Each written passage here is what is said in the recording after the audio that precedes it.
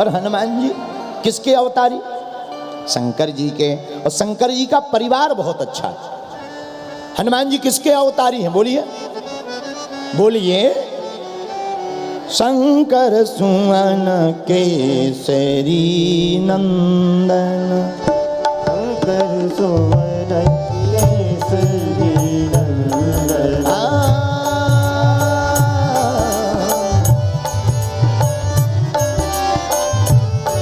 लेकिन हमारे गुरुदेव जगत गुरु भगवान श्री तुलसी पीठाधीश्वर महाराज ने लिखा, शंकर स्वयं केसरी नंदन, शंकर स्वयं केसरी नंदन। शंकर जी ही स्वयं हनुमान जी बनकर आए। तो एक संत ने हमसे पूछा, क्या ये चौपाई सही है?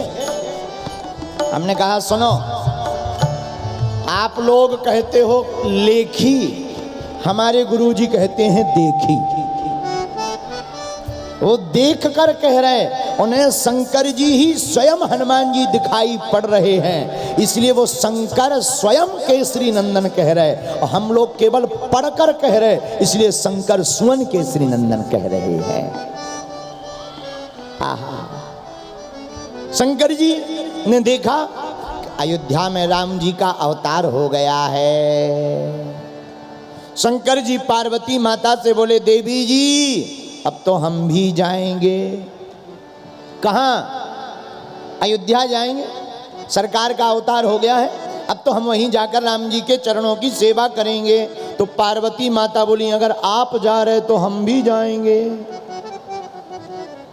तो शंकर जी बोले, देखो देवी आप नहीं चल सकती। तो पार्वती जी बोले, वाह महाराज, आज तक आप हमें साथ नहीं लिवा गए, आज तो हम आपके साथ चलेंगे ही चलेंगे। तो शंकर जी बोले, सुनो देवी, हम आपको तो साथ नहीं लिवा जा सकते क्योंकि हम अकेले जाएंगे। कारण? शंकर जी बोले, गौरा अपनो संहारो परिवार, अपन तो बंदरा बनेंगे। गौरा अपनो संभालो परिवार, अपन तो बंदरा बनेंगे। और तुम यहाँ क्या करना, तुम गजानन की करियो उसार, अपन तो बंदरा बने। तो पार्वती जी क्या बोली, आप बंदर बनो हम बंदरिया बनेंगे। हैं? आप बंदर बन जाओ, कोई दिक्कत नहीं, हमें बंदरिया बना लो, क्या टेंशन है? अरे आप बंदर बनो हम बंदरिया बने। तो क्या बोले शंकर जी, हमारे साथ बंदरिया नहीं रह सकती। क्यों? हम देखो बंदर रूप में जाएंगे तो हम ब्रह्मचारी रहेंगे।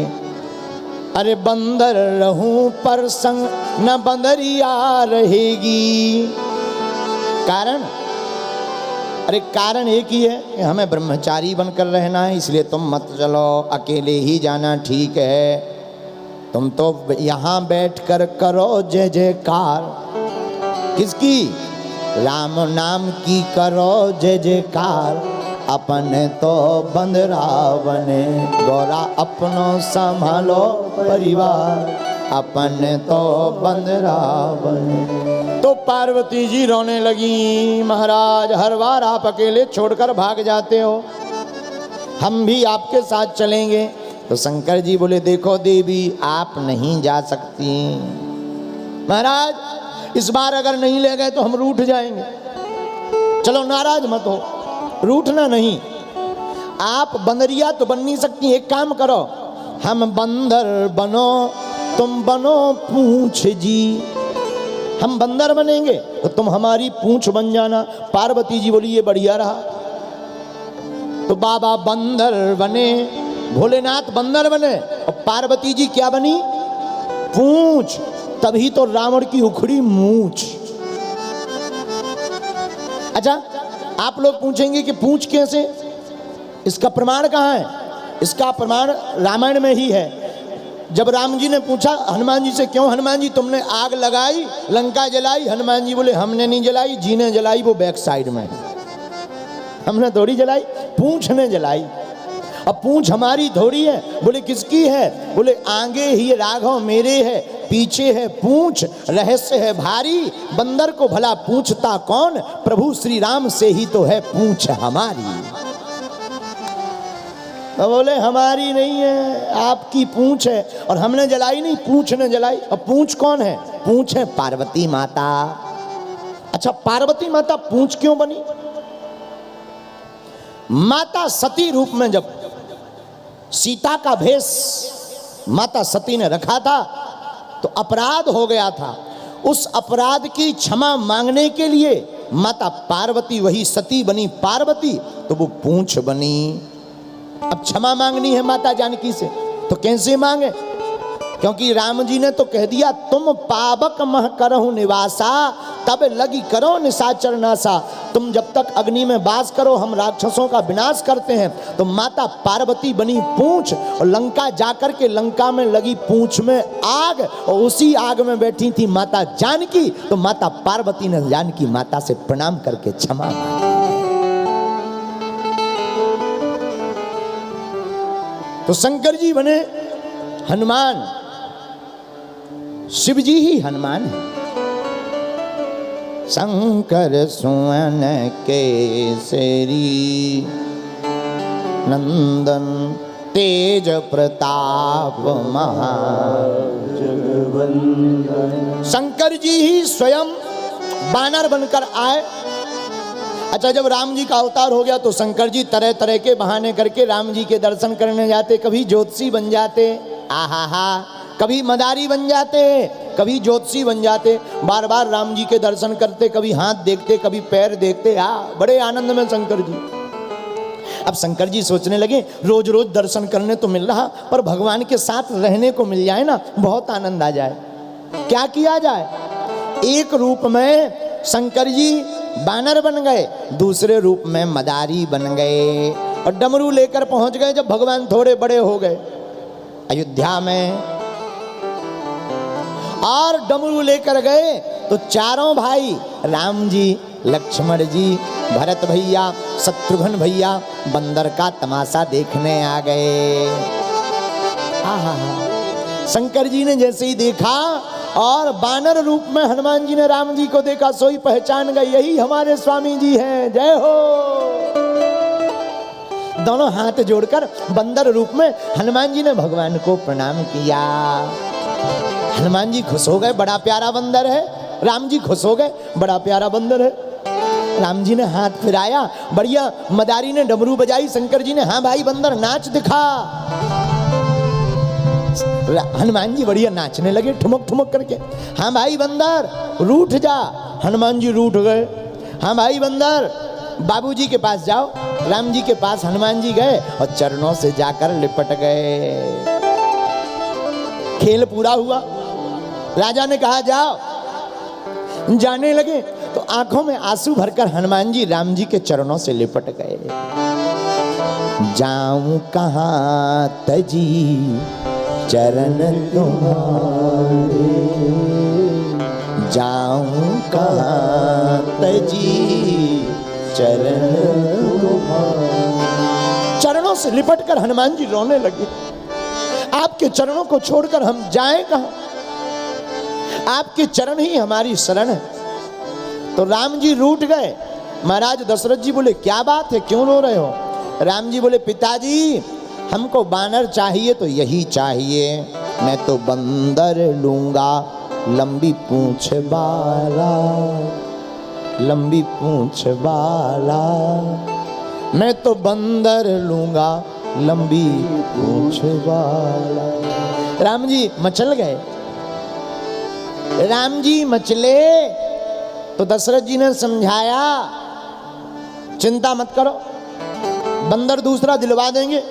राम जी बोले हम तो यही बंदर लेंगे। हनुमान जी बोले ये बढ़िया रहा। मन ही मन हनुमान जी खुश। अब जो हनुमान जी थोड़ा ढीला पकड़े ही थे सो और जोर से पकड़ लिया और आंखों में आंसू भर के हनुमान जी राम जी से क्या बोले, छोटे से राम जी हैं और आंखों में आंसू भर के मानो कह रहे हो जाऊं कहाँ तजी चरण तुम्हारे, जाऊं कहाँ। आहा, राम जी मचल गए। अंत तो गत्वा दशरथ जी ने भगवान शंकर जी से बात की, ये मदारी बाबा ये बंदर दोगे? तो शंकर जी बोले वैसे तो बेचने वाला बंदर नहीं है, पर आप कह रहे हो तो ले लो। हनुमान जी तुरंत उछल कूद करने लगे, जय हो। और राम जी के चरणों में हनुमान जी का ठिकाना हो गया। तो बचपन से ही हनुमान जी को राम जी के चरण मिल गए, इसलिए गोस्वामी तुलसीदास जी लिख रहे हैं, ए हा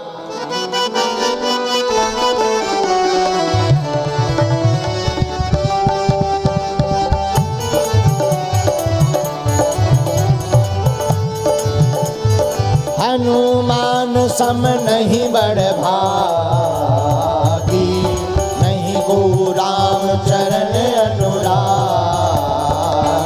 ए हा हनुमान सम नहीं बड़ भागी, नहीं को राम चरण अनुरागी।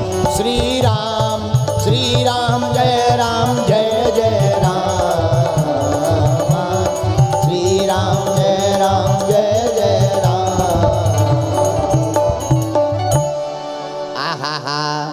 हनुमान जी के समान कौन बड़भागी होगा, जिसे राम जी के चरण बचपन में ही प्राप्त हो गए। बोलो जय सिया राम। जोर से बोलो, और जोर से बोलो। अच्छा एक बात और, हनुमान जी बड़भागी हैं। महाराज जी हनुमान जी से जुड़ने का लाभ क्या है? सुनिए, हनुमान जी से जुड़ने के 3 लाभ हैं। कितने लाभ? बोलिए बोलिए बोलिए, कितने? 3। कौन कौन? हनुमान जी से एक तो सदगुरु मिलते हैं, हनुमान जी से भक्ति मिलती है, और हनुमान जी भगवान से मिलवाते हैं। 3 लाभ। पहला लाभ, हनुमान जी एक ऐसे गुरु को मिलवा देते हैं जो हमारे अंदर भगवान की भक्ति को जगा देते हैं। अच्छा, गुरु क्या है? गुरु है दृष्टि। और देवता चित्त न धरई, हनुमत से सर्व सुख कर। और देवता चित्त भी नहीं रखते भैया। जो हनुमान जी की शरण में आ जाता है, हनुमान जी उसकी बाह पकड़कर पूरी जिंदगी की जिम्मेदारी ले लेते हैं। ये हनुमान जी का स्वभाव है। क्यों? और देवता चित्त न धरई, हनुमत से सर्व सुख कर। और देवता ध्यान नहीं देते। आप खूब पूजा करो शंकर जी की, क्या ठिकाना कब आंखें खोलें। राम जी की पूजा करो, राम जी करुणावान हैं, दयावान हैं, पर पता नहीं कब कृपा करें। लेकिन अगर हनुमान जी की सपोर्ट लग जाए, हनुमान जी की फाइल पर हस्ताक्षर हो जाए भैया, तब राम जी को भी बिना कहे प्रकट होना ही पड़ता है।